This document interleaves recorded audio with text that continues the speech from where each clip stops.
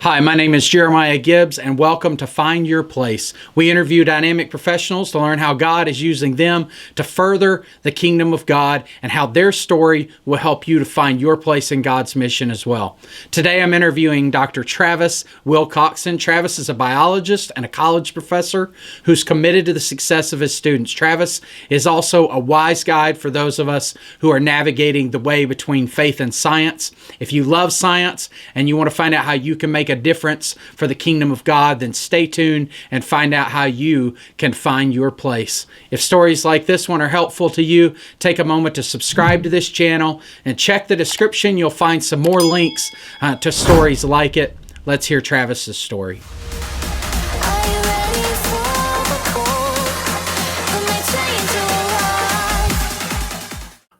Well, I am here today with Dr. Travis Wilcoxen.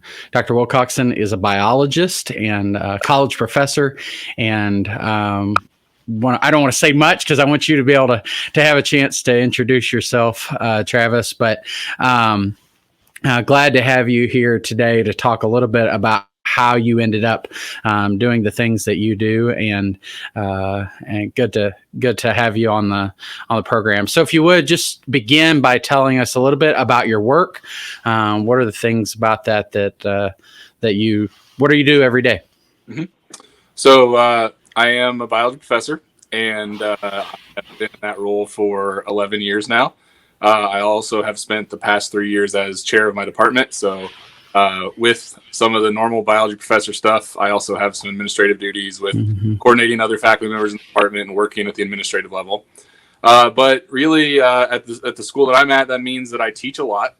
But fortunately, I'm also at a university where we really value student research and teaching students how to become scientists, not just smart students. So I still have a very active research program that accompanies my teaching duties. So teaching and research are my primary roles in my job, with some administrative work on the side to coordinate the inner workings of a department. Yeah. So when you think about sort of this, because it is what you're doing very much is a dual role, right? Where you're being a biologist, but you're also being a teacher of biology. Obviously, the administrative thing is kind of its own piece too. But when you think about yourself in terms of these kind of two vocations, biology and teaching, how much of those what takes priority for you? What is how do you primarily think of yourself? Sure.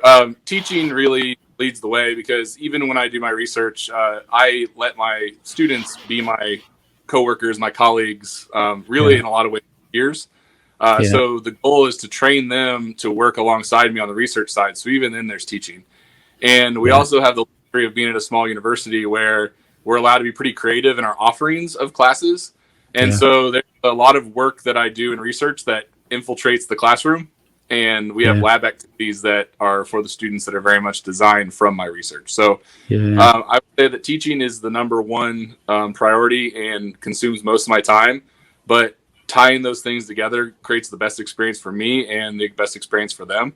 I have, since graduate school, I have long since abandoned any type of goal for I need to have a separate research program for me, and then there's this research program for my students. I'm fully confident that I can bring my students on board and that we can have one project, one team together, and I don't need a separate agenda for my research that's different from theirs. Yeah, that's really cool. And obviously that requires the support of your department and so on to sort of agree with that agenda and to let your pattern be shaped by the whole. So what are some other things that for you are just a big part of your life that are not a part of your work? So church is an important part of my life. So we attend, we've been virtually attending for some time here. But that's been a part of my life since I was a child. It's changed. The role of the church in my life has changed, certainly. And I found myself, as I become more of a leader in my profession, I've also taken on leadership roles in the church, which is something that I didn't necessarily anticipate when I was here, going through the church. I also love to just experience nature beyond the job. So obviously research has some experiences of getting outside and getting outdoors. But I love wildlife photography. I love taking my children Cool. outside, and they like to call it going on adventure hikes. Yeah. And so those are two things that really do. I spend a lot of my time doing outside of my job. Yeah. So how you said your kids have kind of got onto this adventure hike thing. How is this sort of commitment to biology? How's that filtering into your family or even into your church? I imagine if you're taking on leadership roles, that takes on a new emphasis within the congregation too. Very true. And there have been at each of the churches I've been at, as we've moved from town to town or throughout our career. It's been really interesting that there's that blend of people who are also love nature and that whole approach to good stewards of God's land. And that's nice to be able to instill that in my children and to have access and knowledge of that part of the world. But there's also been a lot of opportunities for people who say, how you're a biologist and you're here in our church. How are you reconciling those things? So there's been a lot of teaching opportunities along the way there. And I think that's also something that I can work through even in my day-to-day life with my students when they come with those questions. So they really do go hand in hand. I don't necessarily actively seek those all the time, but I don't try to force, hey, everybody, I'm the biologist in the church. Let me tell you about science. But I'm 100% up for when those people come up and have the questions and having that conversation. Yeah. And this past year, since my research is actually in diseases that are transmissible through wildlife, that's my primary. Oh, interesting. Yeah. This past year, the church that I'm at now also even, sort of tapped me to help provide some insight into how can we return to church? How can we have some members of the congregation joining at times? And so in that case, this year is the first time that they really, that expertise was needed in how we safely do church. Yeah. That's really interesting too. I think, my wife's congregation has the dean of the IUPUI School of Public Health is one of her board members. And the ways that changes the conversation within the church, because so often pastors, every leader is criticized for their decisions in a situation like this. But so often, you can have this person who's a legitimate expert speaking on behalf of the church. And I think it changes the conversation. It's I'm sure much harder for the conspiracy theorist or whoever to say to Dr. Wilcoxen, oh, well, that's not how viruses work. Right. Well, and on the other hand is the understanding of how the church works and the goals in the context of what the people in the congregation want and what they need with that connection. There are a lot of times where someone would say, do we have to shut this down completely or certain aspects of it? And I would say, I think there's a balance. I think we can safely have some of that. And they were pleasantly surprised, like, oh yeah, you're right. That would mean a lot to the church to still be able to come do those things. So that's great news kind of thing. And I think that's what happens if you just tap into resources of people who have the expertise in the science part, but don't understand the church. You get sort of a boilerplate type thing. Oh, we can only do this. The only way to do it. So that was useful. I think, and we did the same thing with the university, right? They still had to ask those of us who know the more about infectious disease to chime in on how we even function as a university. Yeah, it's interesting in how that conversation has happened publicly, that so often people can see the reason that kids need to go to school, for example. They certainly are not going to see the reason that folks need to go to football and basketball games. But so many also don't understand why church is an important part of people's lives, why there needs to be a way in which we can do this that still supports people's lives, not only spiritually, but their own just emotional health and so on in that too. It's a big part of the conversation that I think is sometimes getting lost in all of this. But I think as somebody who's really in the middle of that, it helps to be able to have a voice like yours. So I'm sure that there are other folks, I'm sure it's a question you get often, but when you think about your commitment, your vocation to your faith and to your church and your vocation as a biologist, where are the places where that is in alignment and encourages one another? What are some of the places where that is challenging and a conflict? So the challenges, of course, come from when we don't have, and I don't like to paint it as both sides, but that's how conversations ultimately end up happening. We don't have enough people that really study from both sides. So we don't have enough people who have read the Bible, who have actively been in fellowship with other Christians and understand their viewpoint and worldview, and then also very well versed in the sciences. So you end up with people that say, well, my book says this, and that means I don't believe anything yours says. And on the other side, they say the same. And I say, y'all need to read them both. Right. Because if you do that and then you live your life, sticking to sort of the goals and the hopes that both inspire. I mean, we want to answer questions. If we want to answer questions as a Christian, I want to answer questions as a scientist. Yeah. And if you hold tight to your convictions and the discipline associated with both, you start to realize that there will be a sign one way or the other that tells you if you're going the wrong way in one or the other. Yeah. And I've continued to push up to the highest level of the PhD in my field and in pursuing research, and including evolutionary research, and yet never has that caused me to waver or question whether or not I can be a scientist and a Christian. So I feel like the most difficult part is when other people aren't willing to open their minds to that possibility. And so they just, they want to bring up that conversation of, my viewpoint is terribly flawed because I will even entertain both sides of that. Yeah.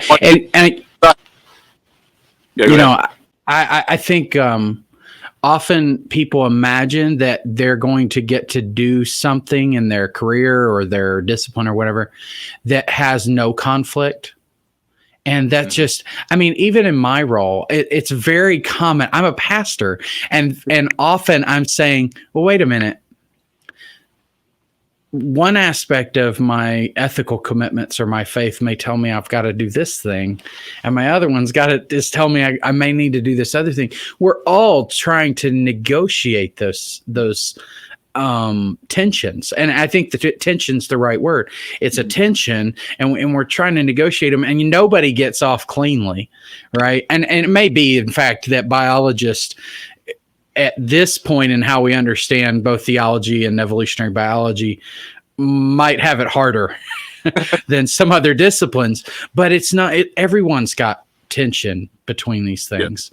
And if we believe that truth reigns over all of it, then of course they can all be reconciled too. But it doesn't mean it isn't difficult to do that. So tell me, Travis, what do you really love about what you do? So I intentionally chose a career at a small university because I attended a small university where we had individual attention from our professors, and I valued that a lot. And I love taking the knowledge and the experience I have and finding a way to help equip the next generation to take that and go as far as they want to go and to pursue what they want to do. And the successes do far exceed the failures. And so the number of times that I can say, I helped at some point, whether it's throughout their entire time as a student or their entire time as a student and then well into their professional career, or even if it was just like in a single class, having that opportunity to take my knowledge, my experience, and give students a heads up to what's next and equip them with the knowledge necessary to succeed. It is the best part of the job. No, I love it very much. And that is, as you can ask anybody, like if I published a paper and it was in collaboration with somebody from some other university in a big lab, or if one of my students got into med school, I'll tell you which one I'm going to celebrate the most. Definitely the student getting into med school. And my wife will be like, stop talking about it. I'm happy for you. Congratulations on your student. Like in the middle of nowhere, like in the middle of the room. So it sounds like the developmental piece, I know that's a word you used a couple of times, seeing the development or seeing them accomplish all that you would hope for them to accomplish is critical there. Did you know that was important to you before you got into this field, or did you sort of discover that on the job? So I think I did because I started college as a secondary education biology major, so I wanted to teach high school. My high school mentor had a rough go of the transition in the educational system sort of what the all standardized test based situation was. And so I decided, well, I really want to jump into that pool. I want to teach at a higher level, at a college level. Yeah. So I knew I wanted to teach. I knew I wanted to take all of my appreciation for science and administer it into a classroom or to students. And then it was just the experience I had as an undergrad with those professors and seeing how much they love their jobs. Just that sort of sealed the deal, because so when I got to grad school and I had success with my research, and my advisor would say, hey, like, you have all the makings and your publication rate and your grants and everything. You can go to a big university. You can do this at the highest level. And I said, no, I'm going right back to the type of place that I went to. And it was hard for him to understand, to be honest, because he'd never been in a school like that. And in that field, in the field of biology, sometimes it feels like if you're not pursuing the biggest grants and the biggest journals that you are settling, right? Absolutely. But I knew that I wanted to be right back doing that kind of thing. But I also knew I wanted to be at a school where the research component mattered. So I think from my experiences as a high school student with great mentors, I saw a clear path towards what I wanted to be, and in this. Yeah, it's interesting. I mean, I guess I didn't say earlier, you and I went to the same college, and my roommate was in the chemistry program with you. Although they're not together, but chemistry and biology in such a small school, we're not far from each other. And I think one of the things that was great about going to Eureka College, or such a small school, is we did have great teachers. There were great teachers across the entire campus. But I think, particularly in the sciences, the research capacity of our department was not particularly high.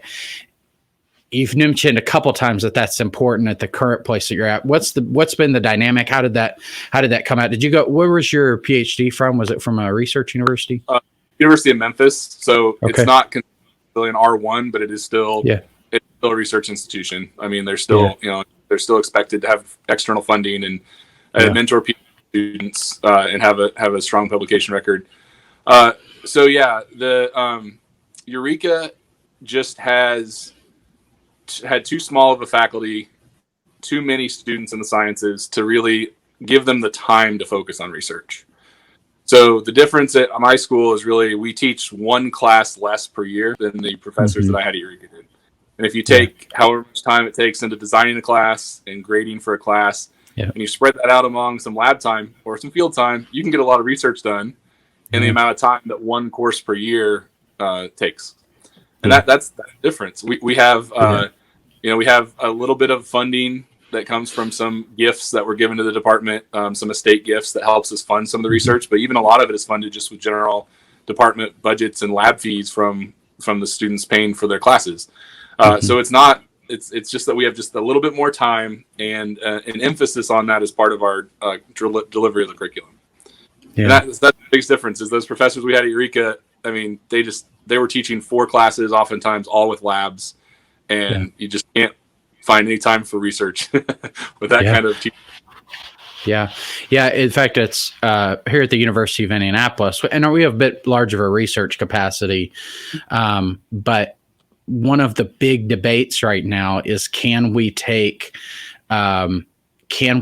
faculty from 12 hours a semester to 9 hours a semester, even some of the time?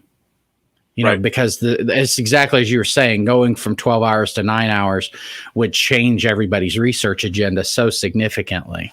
And, it's an expensive thing, which is why colleges debate these things, but it changes your role as a faculty person to be able to, just engage your role differently, which I think one of the things that I really try to talk a lot about with vocation conversations about this is that your individual personality and your own interests often determine the way that you do a job.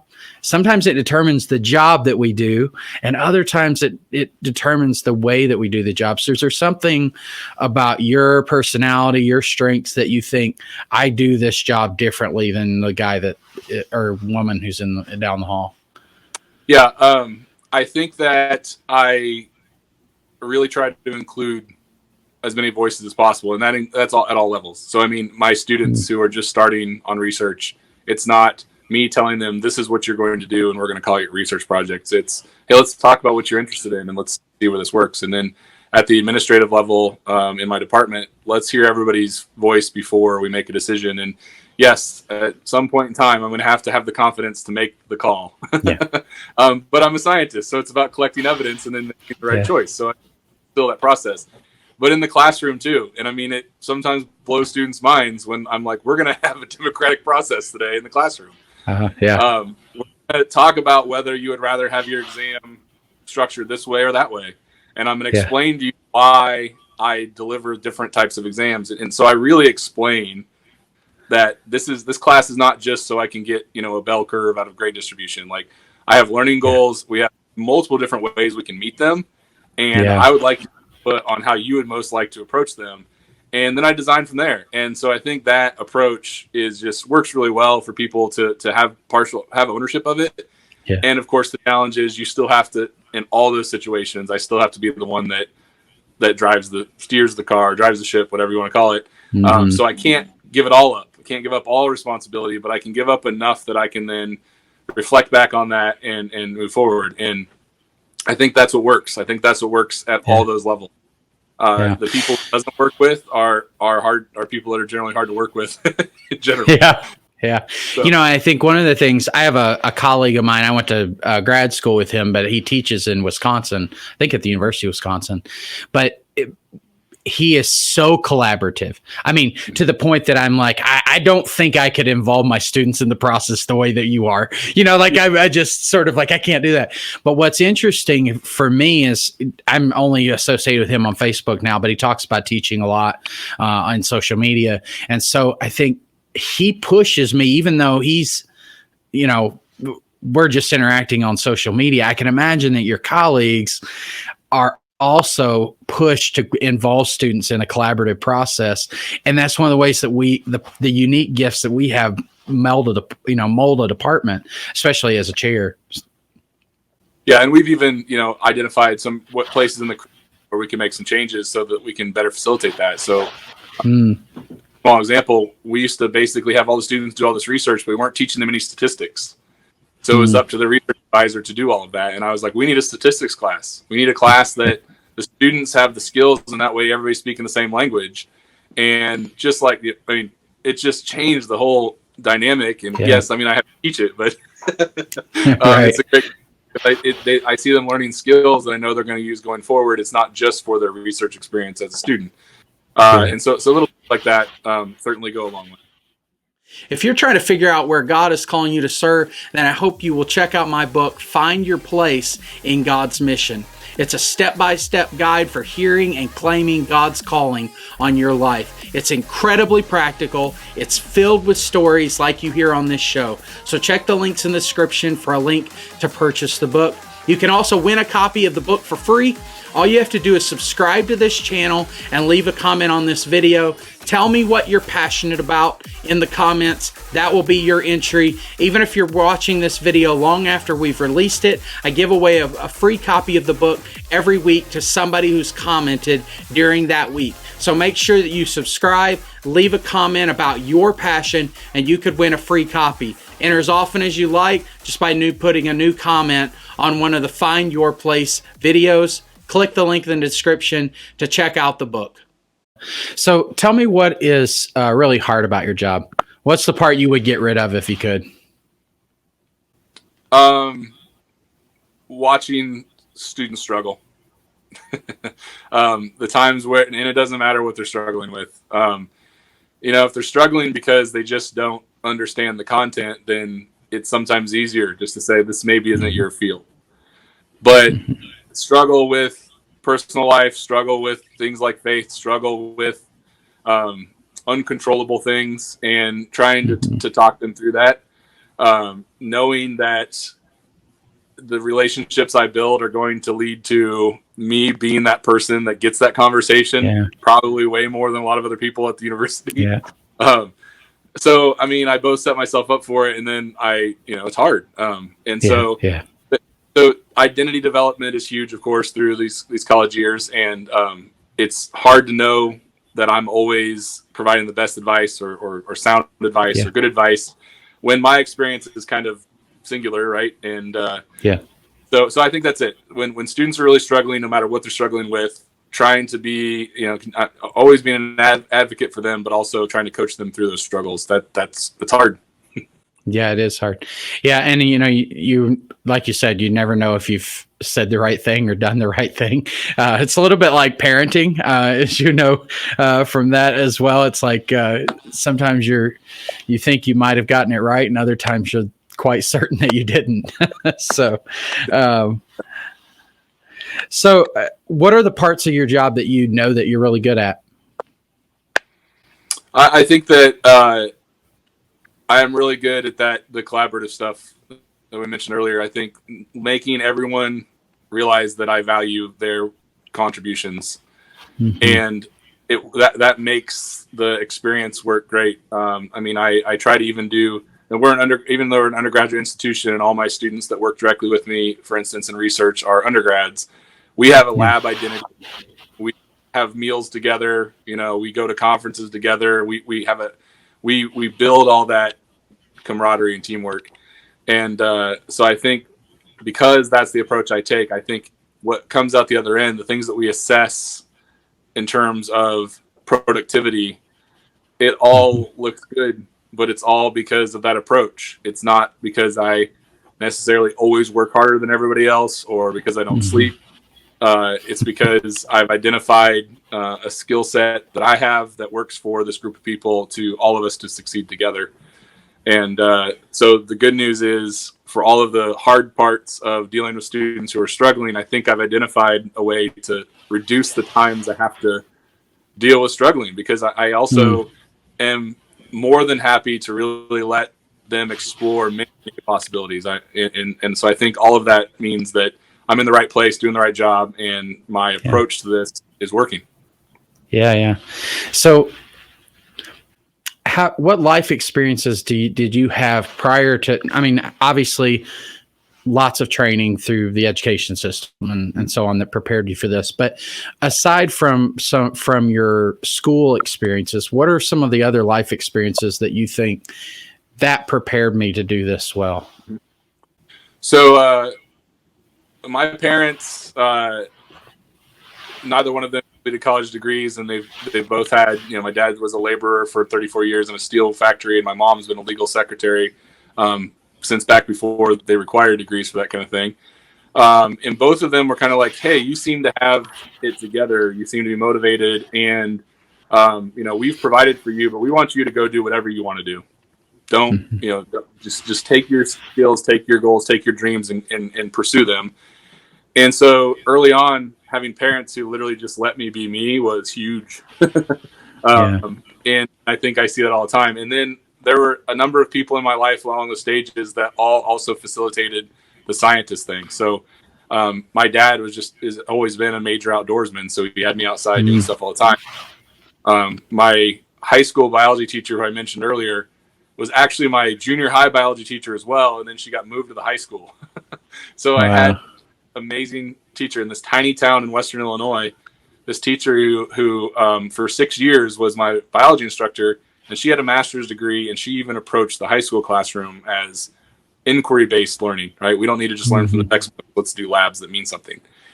And simultaneously, in my church in my hometown, the director of the local biological station was a leader in my church.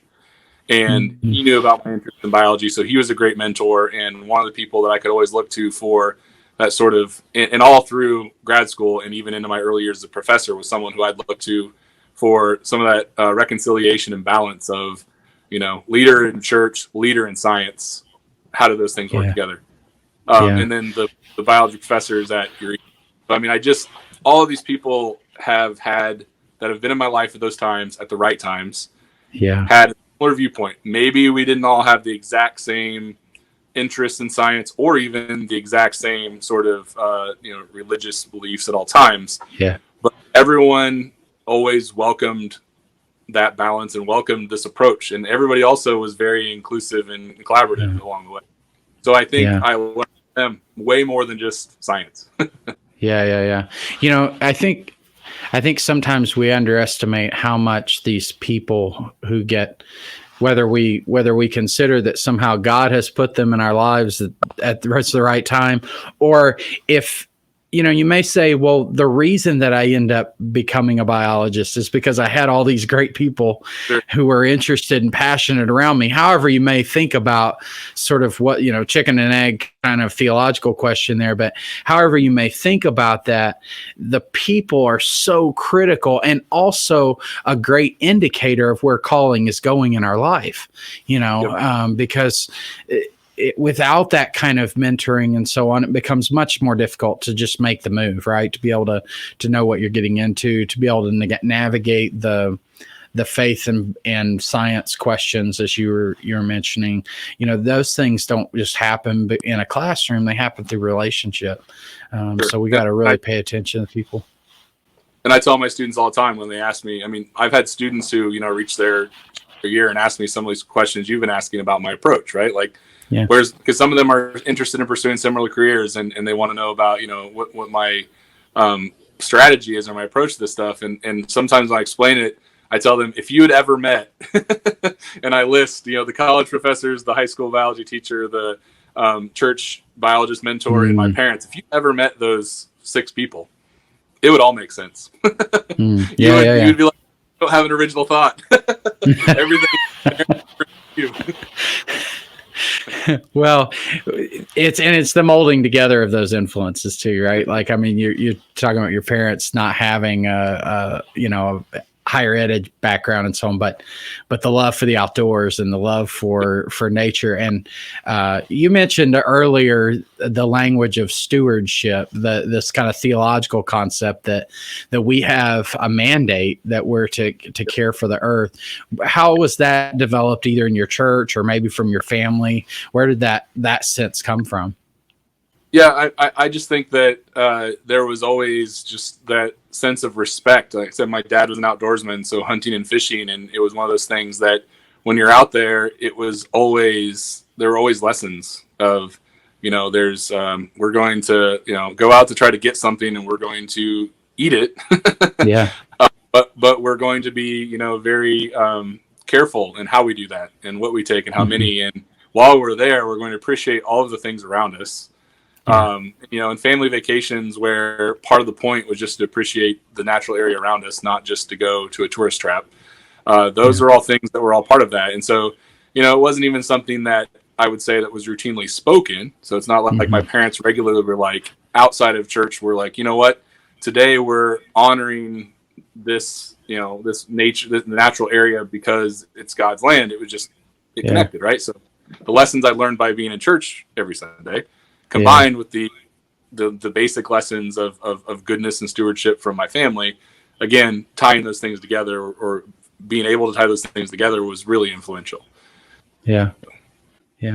It's interesting. I think you're talking about the influences of being a hunter and sort of what that, I think folks who don't have that in the background probably don't understand the dynamic, because what they see, like so many things, they see the most public face, which is when you bring the deer in the back of the truck, but I think about even my own life. So today I'm a pastor, but a big part of my calling the last 6 or 7 years has been taking people on hiking experiences on Camino de Santiago in Spain.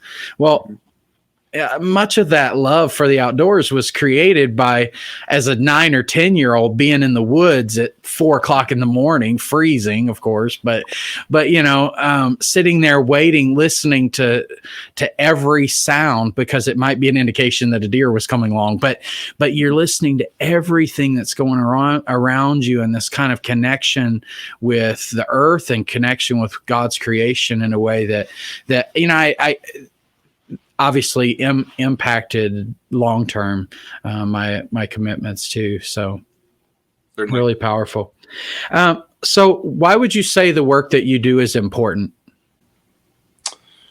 So the work I do is important. First, sort of just in a purely functional standpoint, I mean, the vast majority of the students I work with are off to become healthcare providers. And, they're going to tend to the sick and and to help them recover and gain strength. And that's obviously an important calling from, and again, an area where we have intersection of our healing, biblical, and also, the sciences that drive that now. But the other stuff is just helping students understand how to ask questions and seek answers, especially ones that don't always have just a very clear-cut answer. To be able to ask open-ended questions and continue to seek more knowledge on that topic, that helps everybody, no matter what field they go into, even the ones that decide they don't want to be a biologist anymore when they're done or before they finish, encouraging them to just be open-minded and think, in whatever journey they're on. That's gonna help them a lot. So because that is the bulk of what I do, and even when I'm doing research, okay, I'm catching a bird today so I can look for antibodies to some disease. That's great. There's usually a student with me and we're talking the whole time about, the philosophy behind science and thinking. And so it's important because I'm every day working with young minds and equipping them with the skills necessary to ask the important questions in life. Yeah, very good. Thank you for your investment in students. It's certainly one that's been a big part of my life the last 12 years, but, we have to, this is an important calling that we happen to share, that we get to be a part of the one of the most critical parts of a young person's life, and certainly thankful for God's call to do that. Thanks for being on today too. Thank you for sharing a bit of your calling, and really an honor to be able to share you with folks that'll be listening in too. Thanks a lot. I believe that stories like this one are incredibly helpful in figuring out where God is leading you in your life. Sometimes when you're in the middle of the story, it's really difficult to know where God is speaking and where God is moving in your life to lead you. As we look back on these lives of these professionals, then we learn a little bit about how God is moving in their life, and I believe it'll make it easier for you to know how God is moving in your life. If you like stories like this one, subscribe to this channel and check out the description for links to other stories that are like it. And I hope that you'll come back again soon.